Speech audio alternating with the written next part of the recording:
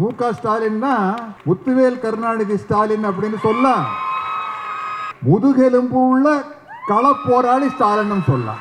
நம்மளுடைய வணக்கத்திற்குரிய மேயர் கையால எனக்கு ஒரு பொன்னாடையும், தோழர் பர்வீன் சுல்தானா அவர்களுடைய கையால ஒரு தந்தை பெரியார் சம்பந்தப்பட்ட புத்தகம், அன்பு அண்ணியார் துர்கா ஸ்டாலின். ஏன் அண்ணின்னு சொல்றேன்னா, உங்களை விட எனக்கு வயசு அதிகமா இருக்கும், ஆனா முதல்வரை விட எனக்கு ஒரு வயசு கம்மி. அவர் 53, நான் 54. அதனால அவரு எனக்கு அண்ணன் ஆயிடுறாரு. அதனால உங்களை நான் அண்ணியாருன்னு சொன்னேன். என்னை அழைத்து கௌரவித்ததுக்கு நம்ம மாண்புமிகு அறநிலையத்துறை அமைச்சர், அவரு அறநிலையத்துறை அமைச்சர் மட்டுமில்ல, அறநிலையத்துறைக்கு அரணாக இருப்பவர். அதனால்தான் ஆன்மீகங்கிற பேர்ல ஆட்டையை போடலாம்னு நினைக்கிறவங்க இந்த அரணை பார்த்து மிரண்டு ஓடுறாங்க.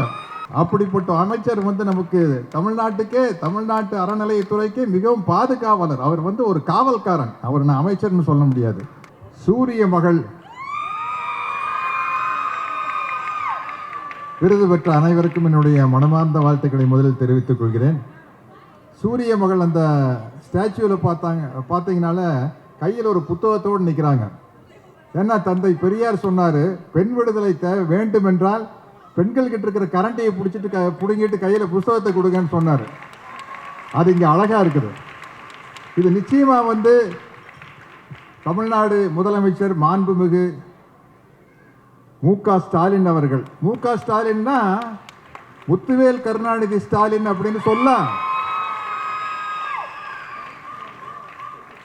முதுகெலும்பு உள்ள களப்போராளி ஸ்டாலின் சொல்லலாம். ஏன்னா அவருடைய முதுகெலும்பு வெறும் எலும்புகளால் ஆனது அல்ல. ஏன்னா எமர்ஜென்சி காலத்தில் மிசால உள்ள ஜெயிலில் வச்சு பூட்ஸ் காலில் மிதித்து லத்தி சார்ஜ் பண்ணி அந்த எலும்பு வீக்காத்தான் இருக்கும். ஆனால் அவருடைய முதுகெலும்பு எலும்புகளால் ஆனதல்ல. தந்தை பெரியாரின் பகுத்தறிவு கொள்கையாலும், பேரறிஞர் அண்ணாவின் எதையும் தாங்கும் இதயத்தாலும், முத்தமிழ் அறிஞர் கலைஞரின் நெஞ்சுக்கு நீதியாலும் உருவான முதுகெலும்பு அது வயசாக வலுப்பெற்று கொண்டேதான் இருக்கும். அப்படிப்பட்ட ஒரு அற்புதமான முதலமைச்சர் அவர்கள் நமக்கு கிடைச்சிருக்காங்க. இந்த உலக மகளிர் தினம் அப்படிங்கிறத பற்றி நம்ம கொஞ்சம் தெரிஞ்சுக்கணும்.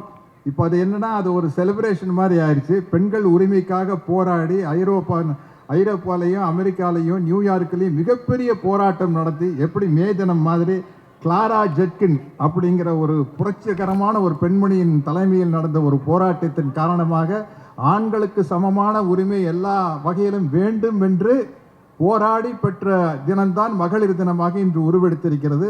அதை மகளிர் அனைவரும் தெரிந்து கொள்ள வேண்டும் என்று கேட்டுக்கொள்கிறேன். இந்த கிளாரா ஜெட்கின் அப்படிங்கிற வார்த்தை சரியா தப்பான்னு எனக்கு கொஞ்சம் கன்ஃபியூஷன் இருந்தது. தோழர் பர்வீன் சுல்தானா அவர்கள்கிட்ட கேட்டு தெரிஞ்சுக்கிட்டேன். என்ன அதெல்லாம் அவங்களுக்கு தான் நல்லா தெரியும். கரெக்டா? அதனால் இப்படிப்பட்ட இந்த தினத்தில் நம்மளுடைய வணக்கத்திற்குரிய மேயர் கையால் எனக்கு ஒரு பொன்னாடையும், தோழர் பர்வீன் சுல்தானா அவர்களுடைய கையால் ஒரு தந்தை பெரியார் சம்பந்தப்பட்ட புத்தகம், அன்பு அண்ணியார் துர்கா ஸ்டாலின். ஏன் அண்ணின்னு சொல்றேன்னா, உங்களை விட எனக்கு வயசு அதிகமாக இருக்கும், ஆனால் முதல்வரை விட எனக்கு ஒரு வயசு கம்மி. அவர் 53, நான் 54. அதனால அவரு எனக்கு அண்ணன் ஆயிடுறாரு. அதனால உங்களை நான் அண்ணியாருன்னு சொன்னேன். அவங்க முன்னாடியில் இந்த விழா கலந்து கொண்டு இந்த மகளிருக்கு மிகப்பெரிய அளவில் சிறப்பான எத்தனையோ மிகப்பெரிய ஆளுமைகள் அம்மாவையெல்லாம் அம்மா உங்கள் ஸ்பீச் கேட்டிருக்க, மிரட்டி இருக்கீங்க. உங்களை பற்றியெல்லாம் தனித்தனியாக பேசுறேன்னு எனக்கு டைம் பத்தாது. அதனால எல்லாருக்கும் என்னுடைய வணக்கத்தையும் வாழ்த்துக்களையும் தெரிவித்துக் கொண்டு, இப்படி ஒரு நல்ல விழாவில் என்னை அழைத்து கௌரவித்ததுக்கு நம்ம மாண்புமிகு அறநிலையத்துறை அமைச்சர்,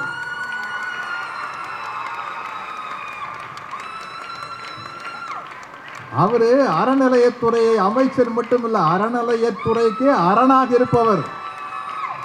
அதனால்தான் ஆன்மீகங்கிற பேர்ல ஆட்டையை போடலாம்னு நினைக்கிறவங்க இந்த அரணை பார்த்து மிரண்டு ஓடுறாங்க. அப்படிப்பட்ட அமைச்சர் நமக்கு தமிழ்நாட்டு அறநிலையத்துறைக்கு மிகவும் பாதுகாவலர். அவர் ஒரு காவல்காரன். அவர் நான் அமைச்சர்னு சொல்ல முடியாது. அவங்கெல்லாம் சேர்ந்து நடத்துகிற ஒரு விழாவில் நான் கலந்துக்கிட்டது எனக்கு ரொம்ப பெருமையாக இருக்குது. என்னுடைய அன்பு தம்பி பிரபு வந்திருக்காரு. அவரை கண்டிப்பாக பேச சொல்லுங்க.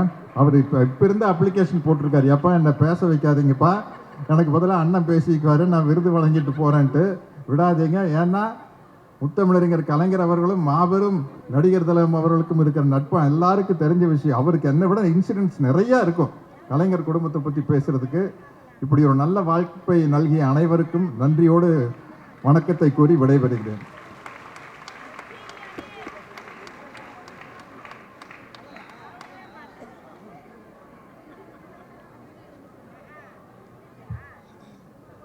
சார், முதல் முறையாக மைக்கை நான் தான் சார் ஃபர்ஸ்ட் டைம் அட்ஜஸ்ட் பண்ணுறேன்னு நினைக்கிறேன்.